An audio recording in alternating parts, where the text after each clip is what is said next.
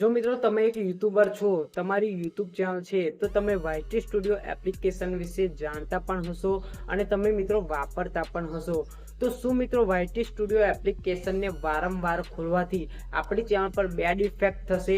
એટલે કે આપણી ચેનલ ડાઉન થઈ જશે, એટલે કે જે વ્યૂઝ આવે છે એ ઘટી જશે, કાં તો વાયટી સ્ટુડિયો એપ્લિકેશનમાં પ્રોબ્લેમ આવશે? એ વિશે મિત્રો તમારા મનમાં ડાઉટ જરૂર હશે. તો મિત્રો આજની વિડીયોમાં તમારો એ ડાઉટ ક્લિયર થઈ જશે. તો મિત્રો વિડીયોને છેલ્લે સુધી જોજો અને જો મિત્રો તમને માહિતી ગમે તો વિડીયોને જરૂરથી એક લાઇક કરી દેજો અને ચેનલ પર નવા હોય તો મિત્રો ચેનલને સબસ્ક્રાઇબ કરવાનું ભૂલતા નહીં, જેથી મિત્રો તમને યુટ્યુબ રિલેટેડ માહિતી ગુજરાતી ભાષામાં મળતી રહેશે. તો મિત્રો ચાલો આપણે વિડીયોને સ્ટાર્ટ કરીએ. તો મિત્રો તમે એક નવા યુટ્યુબર છો, બરાબર? એટલે તમને ખબર નહીં હોય કે વાયટી સ્ટુડિયો વારંવાર ઓપન કરવાથી શું પ્રોબ્લેમ આવી શકે છે. પણ તમે યુટ્યુબ પર વિડીયો જોયો હોય કે વાયટી સ્ટુડિયો વારંવાર ઓપન કરવાથી આપણી ચેનલ ડેડ થઈ જશે.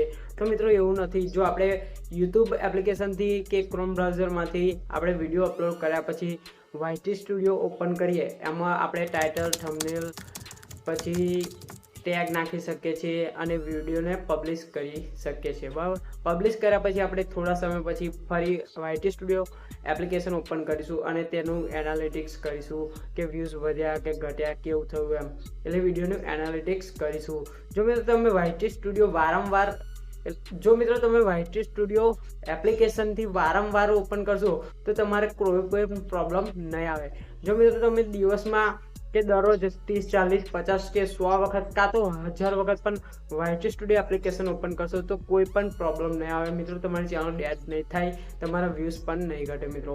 હા, તમારી વિડીયોમાં પ્રોબ્લેમ હશે તો તમારા વ્યૂઝ ઘટશે અને વ્યૂઝ ના પણ આવે, પણ વાયટી સ્ટુડિયો ઓપન કરવાથી આ પ્રોબ્લેમ તમને ફેસ નહીં કરવો પડે, બરાબર?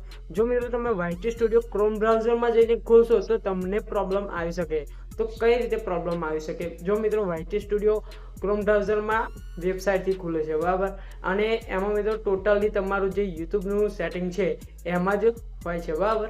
તો તમે ભૂલથી કદાચ કોઈ પણ વસ્તુ સિલેક્ટ થઈ ગઈ અને સેવ થઈ ગઈ તો મિત્રો તમારું જે સેટિંગ હોય યુટ્યુબનું એ તમારું ડખરાઈ જાય, એટલે તમને પ્રોબ્લેમ આવી શકે છે. તો મિત્રો તમે જો વાયટી સ્ટુડિયો ક્રોમ બ્રાઉઝરમાં જઈને ઓપન કરશો વારંવાર તો તમને પ્રોબ્લેમ આ રીતે આવી શકે છે.